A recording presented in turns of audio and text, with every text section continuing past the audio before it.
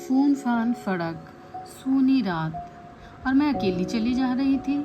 शायद मुझको भी नहीं पता था कहाँ। मुझे लगा शायद कोई डोर है जो मुझे अपनी ओर खींच रही है और मैं अनजाने ही उस ओर खींची चली जा रही हूँ। सहसा मेरी आँख खुली तो मैंने देखा मैं तो एक सुनसान कब्रिस्तान में हूँ। मैंने चारों ओर निहारा तो मुझे कब्र के अलावा कुछ भी दिखाई नहीं दिया।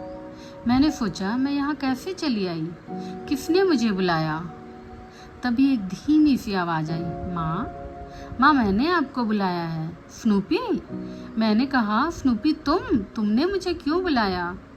वह बोला, माँ पहले तो तुम मुझसे मिलने रोज आती थी और बड़े प्यार से कब्र पर दिया जला कर जाती थी, अब क्यों नहीं आती हो? मैंने कहा, स्नूपी मैंने सिर्फ अपने दर्द के बारे में सोचा था। मैंने ये नहीं सोचा कि जिस तरह यहाँ तुम्हें देखकर मुझे तकलीफ़ होती है उसी तरह तुम्हें भी मुझे रोते हुए देखकर तकलीफ़ होती होगी। जिस तरह मैं तुम्हें नहीं भुला पा रही हूँ उसी तरह तुम भी तो मुझे नहीं भुला पा रहे होगे।